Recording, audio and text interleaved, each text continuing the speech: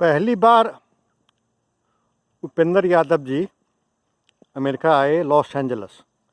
वो पहला पहला मधेसी क्रांति हुआ था। तो मधेसी क्रांति वहाँ हुआ तो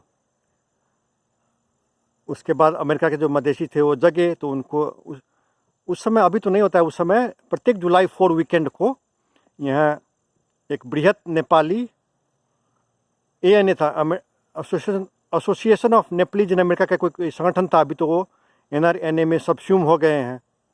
तो उसका प्रत्येक जुलाई 4 वीकेंड का कन्वेंशन होता था। तो वो सबसे बड़ा नेपालियों का जमघट, वार्षिक जमघट होता था। तो उस साल लॉस एंजल्स में था। तो उपेंद्र जी को लाने का निर्णय किए और लाए।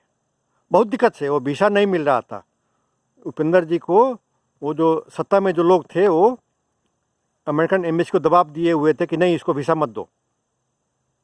लेकिन लास्ट मोमेंट में वो मिल गया और वो आए।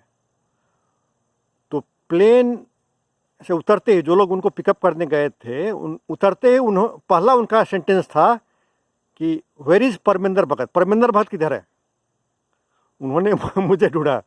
उस समय तक मेरी उनसे डायरेक्ट कोई कम्युनिकेशन नहीं हुआ था, न फ़ोन पर बात हुई थी, मुलाकात होने की तो बात ही नहीं है। और उस पहले मधेसी क्रांति से पहले तो उनका तो पब्लिक में कोई नाम भी नहीं था। तो प्लेन से जो उतरे थे वो लोग जो उनको लेने गए थे, रिसीव करने गए थे, पहला क्वेश्चन था उनका कि परमिंदर भगत किधर है। तो उनको ले जाया गया जहाँ कार्यक्रम था। वहाँ पहुँचने के बाद उन्होंने फिर वही प्रश्न किया। तो लोगों ने उनका, उपेंद्र यादव का उस समय न्यूयॉर्क आने का कोई प्लान नहीं था। तो लोगों ने लॉस एंजल्स से उनको न्यूयॉर्क लाया। जो मधेसी संगठन है उन्होंने 6.5 घंटा का फ्लाइट है, नज़दीक नहीं है। तो न्यूयॉर्क आए। तो न्यूयॉर्क जब तक रहे, 4-5 दिन रहे होंगे, तो राउंड द क्लॉक जहाँ ठहरे थे वो, और दिन भर उनको घुमाना था, जहाँ ले जाना था। पहले तो मैंने सैर करवाया। तो मैं राउंड द क्लॉक जब तक वो रहे 4-5 दिन न्यूयॉर्क में, वो पहली बार, तो मैं उनके साथ रहा। बातचीत हुई, लेकिन मुख्य और एक जैक्सन नाइट में कार्यक्रम भी हुआ था, लोकल नेपाली लोगों ने किया था। और फ्रेंडली कार्यक्रम ही रहा। यहाँ के जो थे, जो लोग आए हुए थे, फ्रेंडली कार्यक्रम ही रहा। तो उपेंद्र जी को मैं तीसरा संस्करण मानता हूँ मधेश आंदोलन का। पहला वो 7 साल वाला वेदानंद झा वाला, दूसरा गजेंद्र नारायण सिंह वाला, और तीसरा उपेंद्र यादव वाला फोरम वाला। CK राउत उसके चौथे संस्करण हुए। तो एक ऐतिहासिक महत्व है उस कालखंड में। अभी जो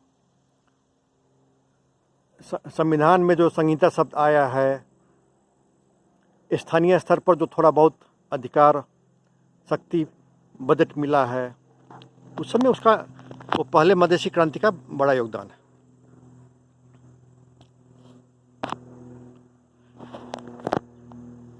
हालांकि 1-2 साल पहले स्वास्थ्य मंत्री बन के आए थे वो। अराउंड सितंबर यहाँ UN का होता है एनुअल गैदरिंग। तो उसमें बराबर कोई ना कोई नेता सब आते रहते हैं नेपाल से। तो 1-2 साल पहले वो स्वास्थ्य मंत्री बन के वो आए हुए थे। तो एक तभी तो मधेसी संगठन 2 हो गए थे। तो मैं दोनों कार्यक्रम में गया।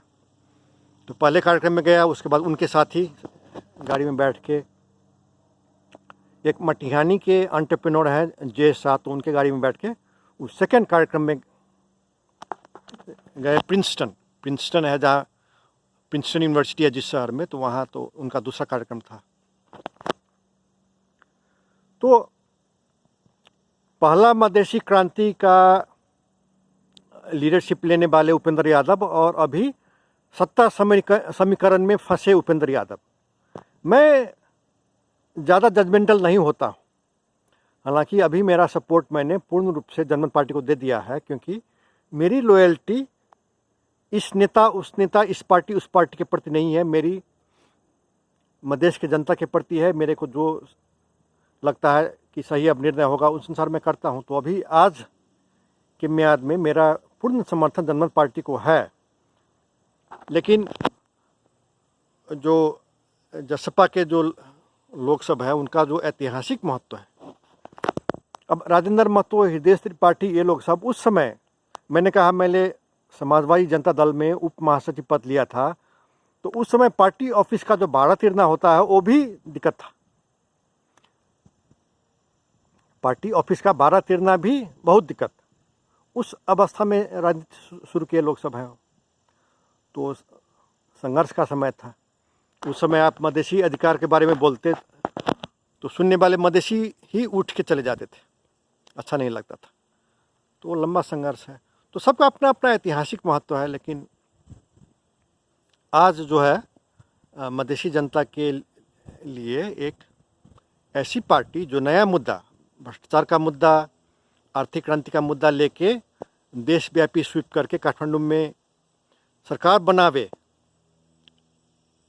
आज मधेश के लिए वो ज़रूरी है। इसलिए मैंने अपना सपोर्ट जनमत पार्टी को दिया है आज आके।